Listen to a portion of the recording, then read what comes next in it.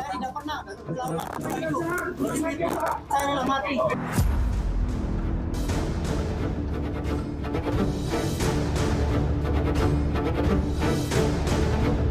Karena kami yakin alat buktinya yang dimiliki oleh penyidik itu minim atau tidak ada, khawatir hakim masuk angin.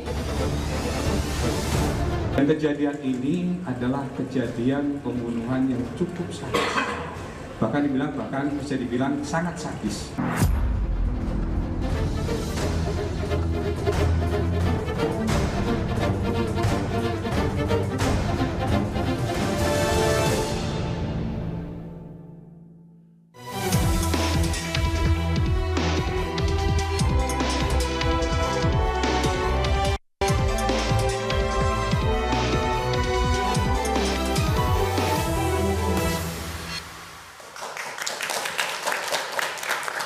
Selamat malam pemirsa, sejak ditetapkan sebagai tersangka kasus kematian Vina dan Eki, Peggy Setiawan mati-matian melawan. Sidang pra-peradilan Peggy Setiawan akan digelar pada Senin pekan depan untuk menggugat status tersangkanya dan lepas dari penahanan. Pembela Peggy Setiawan siap adu bukti dan alibi dari dan membantah tuduhan pada Peggy yang dinilai syarat dengan kejanggalan. Bagaimanakah nasib Peggy yang akan ditentukan lewat pra-peradilan ini? Bersama saya Aryo Ardi, inilah Interupsi, ancaman Peggy hukuman bebas ataukah hukuman mati?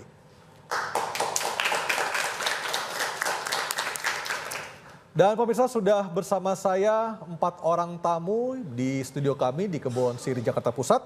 Di sebelah kanan saya perkenalkan terlebih dahulu ada Irjen Polisi Purnawirawan Arianto Stadi, penasihat dari Kapolri. Selamat malam Pak Arianto. Dan Pak Yusuf Warshim, anggota dari Kompolnas. Selamat malam Pak Yusuf. Selamat malam. Dan di sebelah kiri saya ada Pak Yudi Alamsyah, pengacara dari Peggy Setiawan. Selamat malam Pak Yudi. Selamat malam.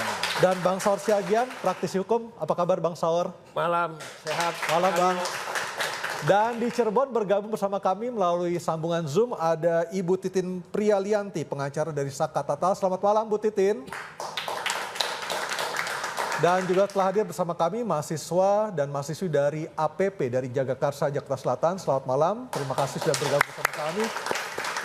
Dan pemirsa, pada Senin pekan depan tersangka Peggy Setiawan akan menjalani sidang pra-peradilan dan melalui pra-peradilan inilah Peggy Setiawan akan ditentukan nasibnya. Mungkinkah ia bebas ataukah terancam pidana seumur hidup hingga hukuman mati.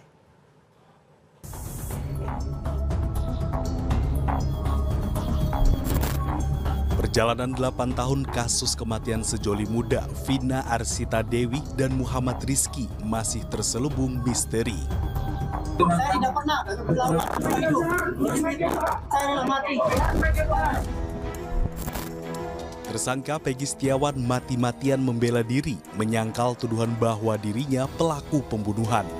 Saya tidak bersalah. Tidak. Saya tidak ikutan geng apa-apa. Tidak. Kurang dari sepekan, pada 24 Juni 2024, Peggy yang melawan tuduhan akan menjalani sidang pra-peradilan di Pengadilan Negeri Kota Bandung, Jawa Barat. Karena kami yakin alat buktinya yang dimiliki oleh penyidik itu minim atau tidak ada, khawatir hakim masuk angin, maka kami akan melakukan langkah-langkah pertama. Itu sudah dilakukan, bersurat kepada KY, memohon kepada Komisi Yudisial di Jakarta agar mengawasi proses pra-peradilan. Dan kejadian ini adalah kejadian pembunuhan yang cukup sadis. Bahkan bisa dibilang sangat sadis. Di mana korban almarhum Ananda Eki dan Ananda Vina mendapatkan perlakuan yang sangat kejam. Selain itu, kelima keluarga terpidana kasus pembunuhan Vina dan Eki diundang Polda Jawa Barat. Klarifikasi tentang menginap 10 orang itu yang menginap di rumah Pak RT gitu. Itu yang akan diklarifikasi oleh Pak Kasana. Pak Kasana mengatakan bahwa sepengetahuan Pak Kasana memang menginap di rumah Pak RT. Melalui pra-peradilan, mampukah Peggy Setiawan lolos dari jerat ancaman hukuman seumur hidup, bahkan hukuman mati? Ya, pemirsa, itulah perkembangan terbaru dari kasus kematian Vina dan Eki dan juga Peggy Setiawan, dan sudah hadir salah satu tamu saya adalah pengacara dari tim Peggy Setiawan. Saya ke Pak Yudia dulu. Pak Yudia, yang dipermasalahkan dan dilaporkan oleh tim kuasa hukum Peggy Setiawan ke Propam adalah hilangnya akun Facebook milik Peggy Setiawan dan sekarang sudah kembali, tapi ada unggahan-unggahan atau postingan yang hilang. Pertanyaan saya adalah seberapa besar pengaruh ataupun apa yang disampaikan Peggy melalui FB itu untuk bisa membebaskan Peggy dari jeratan hukuman ataupun sebagai tersangka dalam kasus kematian Vina dan Eki? Ya, tadi kita sudah melaporkan ke Propam Mabes Polri, di mana akun Facebook Peggy ini kan sudah disita lah sama pihak penyidik. Sejak kapan ya Pak Yudi disitanya? Ada 2 minggu yang lalu lah. Oke. Nah, ini kita cek juga bahwa ada postingan-postingan Peggy ini yang hilang. Postingan seperti apa misalnya? Ya, terkait dia keberadaan di Bandung. Tuh, nah ini kita juga alhamdulillah kita tidak kalah cepat. Kita juga sudah mendokumentasikan bahwa postingan-postingan tersebut. Artinya postingan itu yang dianggap sangat penting untuk bisa membebaskan Peggy dari segala macam tuduhan, seperti itu? Ya, itu salah satunya lah. Salah satunya. Itu juga akan kita permasalahkan juga. Makanya rekan kami juga, tim kami juga melaporkan ke di Propam Mabes Polri karena akun tersebut sudah disita, tapi ada yang dihilangkan. Nah, Pak Yudia pernah melihat sendiri apa isi dari akun FB-nya Peggy Setiawan? Secara detail tim kami sih yang mengkaji dan melihat status tersebut. Artinya sudah pernah melihat apa status-status yang dianggap penting yang sekarang hilang, seperti itu ya? Iya, betul. Dan apakah Peggy termasuk orang yang selalu memposting kegiatan dia untuk naik di-upload ke akun sosial dia? Tidak selalu sih, tidak selalu mengupdate karena Peggy Setiawan juga kan kesehariannya sudah sangat sibuk di kerjaan. Tuh, makanya ini ada petunjuk di 2015, 16, 17. Nah, ini ada bagian yang dihilangkan. Sedangkan itu sudah menjadi tanggung jawab dari kepolisian karena sudah disita. Apakah Peggy pernah memberikan password ataupun kata kunci akun FB-nya kepada pihak lain? Ya, pada saat disita kan diberikan password dan akunnya.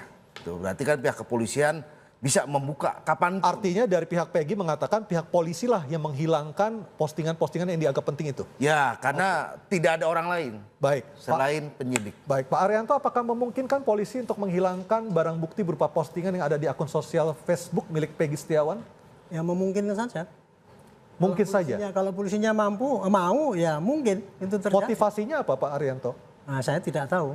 Kan gini ya, itu tadi kan dilaporkan bahwa ada akun Facebook disita, kemudian oleh polisi kemudian dikurangi kan gitu kan. Dikembalikan lagi tapi ada yang hilang postingannya. Ini masalahnya adalah masalah pokoknya adalah ini kan cuman rebutan alibi Pak.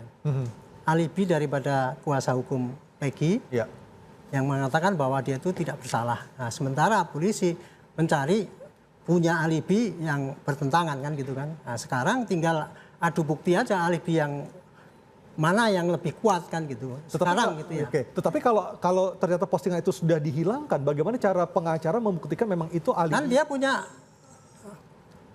salinannya pasti. Backupnya? Ya pasti dong. Oke Pak, apakah ada backupnya? Sudah ada. Ya kan ada. Makanya kita jadi laporkan itu tinggal diadu di sudah ada pengadilan. perbandingannya sudah ada. Artinya tinggal diadu di pengadilan nanti mulai tanggal 24 nanti. Betul. Kami Siapa juga yang paling kuat? Ya makanya dilaporkan ke Mabes Polri itu ya terkait hilangnya status tersebut karena kita sudah punya backupnya. Nah, status tersebut hilang itu setelah disita oleh penyidik. Oke, Bang Saur, di satu sisi pra-peradilan ditetapkan tanggal 24 Senin mendatang. Di sisi lain tadi siang tim kuasa hukum Peggy datang ke Propam. Apa konektivitas dari kedua kejadian ini untuk pra-peradilan nih Bang Saur? Kalau sebelum ke sana Mas Aryo, kita harus mulai hal yang fundamental dulu. Oke. Kepolisian selalu mengatakan bahwa putusan ini sudah ingkrah dan saya dengar juga dari konfirmasi dari Mas Arianto seperti itu. Saya ketepatan di sini bukan salah satu kuasa hukum termasuk Peggy, tapi saya sebagai praktisi hukum. Ya. Disclaimer atau pernyataan polisi ada fiktif 2 Tapi kalau Aryo mempelajari peran dari dua orang Dani dan Andi ini, inilah motif yang menyuruh untuk mereka membunuh. Ini dua DPO yang hilang ya? Dua DPO ya, sementara Peggy itu satu. Maksud saya ini ada keseriusan yang sangat luar biasa apa yang dilakukan oleh pernyataan polisi. Putusan pengadilan yang diagung-agungkan yang telah ingkrah, satu hari ini ditetapkan Peggy sebagai tersangka, bahkan sekarang sedang bertarung untuk pra-peradilan. Tapi ada dua yang paling berat peranannya, kemudian disebutkan fiktif. Bukankah dengan demikian bahkan ada dua yang skenario, yang pertama memperkosa dan juga untuk melakukan pembunuhan, kemudian dikatakan fiktif, sementara Peggy yang tidak besar peranannya kemudian ditetapkan tersangka. Oleh karena itu menurut saya sebelum kita bicara pra-peradilan, saya kira ini tuduhan yang sangat serius kepada pengadilan karena Mas Aryo, polisi selalu mengatakan bahwa sudah ingkrah dalam konteks filosofi hukum. Putusan yang telah ingkrah itu sama dengan undang-undang. Marwahnya sama ya? Sama dengan undang-undang. Artinya adalah kalau sampai penyidik dalam hal ini di Krimun Polda Metro Jaya mengatakan hanya satu Sandi, hanya Peggy. Wah, berarti dia sendiri sekarang mengambil alih putusan hakim. Artinya putusan yang 8 yang telah ditetapkan terpidana itu sudah batal demi hukum dilakukan oleh penyidik Polda Metro Jaya atas nama Peggy Setiawan. Polda Jawa Barat. Polda Jawa Barat dengan sendirinya batal demi hukum. Karena apa? Ini bukan suka-suka kalau kita lihat konstruksi dakwaannya. Andi dan Dani inilah yang sesungguhnya punya perasaan kepada Vina sehingga meminta teman-temannya untuk membunuh daripada Eki. Nah, dasar apa penyidik Polda Metro Jaya mengatakan Polda Jawa Barat? Jawa Barat mengatakan ini fiktif. Ini menurut saya, kalau saya mengatakan Mas Haryanto ini sama dengan saya. Saya adalah meminta waktu itu supaya Sambo dipecat. Saya sebagai advokat, saya nggak ada kepentingan dengan Sambo. Artinya Bang Saur ingin mengatakan bahwa saya dengan kondisi seperti ini tidak perlu lagi ada pra-peradilan. Menurut saya dorong teman-teman di kepolisian, hentikan sejenak ini. Lebih wise menurut saya, untuk sementara ini jangan buru-buru berkas ini diserahkan kepada kejaksaan. Karena apa? Kalau saya pribadi, ini lebih serius dengan Sambo, karena Sambo masih menyasar hanya teman-teman polisian, tetapi ini sudah menyangkut lembaga kejaksaan. Kemudian pengadilan kita juga ikut berdarah-darah dalam kasus ini. Cuman sekarang polisi yang menjadi sorotan. Ya. Pak Yusuf sebagai lembaga pengawas eksternal, Kompolnas apakah selama ini dalam mensupervisi kasus ini, kasus Vina dan Eki ini juga menemukan banyak kejanggalan seperti disampaikan Bang Saur tadi sehingga tidak perlu lagi pra-peradilan Senin mendatang? Ya kami sendiri kan sudah melakukan pemantauan langsung tanggal 28 Mei. Baru hari ini juga kami sudah langsung lagi memantau langsung. Kalau 28 Mei itu fokus kami ke penyidikan 8 tahun yang lalu. Apakah ada kelemahan-kelemahan? Dari hasil klarifikasi kami sudah memberikan saran untuk dilakukan audit investigatif atas penyidikan yang lalu. Untuk memastikan bagaimana profesionalitas dan akuntabilitasnya. Oke, tetapi kalau dengan saran seperti itu ternyata Polda Jabar hari ini sudah memberikan BAP diserahkan kepada Kajati Jawa Barat. Itu artinya apakah saran dari Kompolnas itu didengar oleh Polda Jabar atau seperti apa? Nah, ini persoalan yang kedua yaitu penyidikan terhadap penetapan PS yang telah ditangkap. Nah, kami sendiri hari ini pemantauan langsungnya fokus di situ. Oke. Kami menindaklanjuti bagaimana alat bukti yang lalu, bagaimana pemeriksaan-pemeriksaan yang dilakukan dalam pengumpulan alat bukti sampai perpanjangan masa tahanan. Baik, ini kan ada dua peristiwa penting di minggu ini. Satu, kemarin Kadif Humas sudah memberikan rilis khusus tentang kematian Vina dan Eki, dan hari ini Polda Jabar memberikan atau menyerahkan berkas untuk diteliti jaksa di Kajati Jawa Barat. Apakah ini sudah sesuai dengan bayangan pola kerja atau alur kerja disampaikan oleh Kompolnas sebagai pengawas eksternal dalam kasus kematian Vina dan Eki? Pada pendalaman pemantauan langsung kami hari ini, kami sudah mendapatkan penjelasan alat bukti yang sudah dikumpulkan oleh penyidik, barang-barang bukti apa saja yang sudah ada dalam berkas PS, itu sudah kita lihat. Kami juga mendalami untuk memperkuat keraguan-raguan, apakah memang ada sebutan peron itu. Berdasarkan bukti yang ditunjukkan kepada kami pada hari ini, memang ya terlihat. Terlihat ada keraguan. Ada bukti-bukti yang mengarah ke sana. Mengarah artinya memberatkan PS. Kami coba hari ini mendalami bukti-bukti yang dikumpulkan oleh penyidik. Nah, salah satu hal yang kita tanyakan, apakah memang ada sebutan peron itu yang menyematkan alias Peggy. Nah, berdasarkan barang bukti yang ditunjukkan, yang dikumpulkan oleh penyidik, memang terlihat situ. Cuman ini tentu pembuktiannya kan ada di peradilan. Apakah nanti ini juga masuk dari materi pra peradilan yang akan datang ini, itu nanti bisa ditanyakan. Oke, Pak Yudya, ada 18 orang saksi diperiksa dari 70 orang saksi dalam kasus kematian Vina dan Eki oleh Polda Jabar ini yang dinyatakan memberatkan klien Anda. Ya sekarang kita kalaupun itu memberatkan atau meringankan itu kan penilaiannya kan dari penyidik sendiri. Karena kan report dari saksi-saksi itu kan tidak ke kita. Semuanya dipegang oleh penyidik. Tapi yang perlu digaris bawahi ya ini seharusnya pengawasan dari Kompolnas juga sebagai lembaga pengawas kepolisian. Ini harusnya lebih tajam. Karena kami menganggap dari Polda Jabar sendiri ini sudah melakukan suatu perbuatan melawan hukum. Ya. Apa itu perbuatan melawan hukumnya? Karena Polda Jabar telah menetapkan, telah memberikan statement bahwa 2 DPO ini dinyatakan fiktif. Sedangkan 2 DPO itu ataupun 3 itu sudah tertuang dalam putusan pengadilan. Sudah ingkrah. Nah sekarang Polda Jabar hanya menyatakan itu fiktif. Berarti ini fiktif dari mana? Ya upaya apa yang bisa menyatakan itu fiktif? Karena ini produk suatu pengadilan. Produk yang ingkrah. Nah inilah harusnya peran dari Kompolnas ini harus lebih tajam. Ini ada yang tidak benar. Putusan pengadilan itu sudah ingkrah.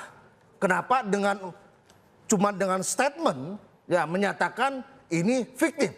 Kalau 2 fiktif berarti peradilannya pun tidak benar. Dan tersangkanya pun fiktif, TKP fiktif. Baik. Artinya nanti kita akan lebih elaborasi lagi termasuk dengan Bu Titin yang ada di Cirebon yang bergabung bersama kami. Termasuk saya akan menanyakan bagaimana sebenarnya proses grasi yang pernah diajukan oleh Saka Tatal, klien dari Bu Titin di tahun 2019. Interupsi segera kembali.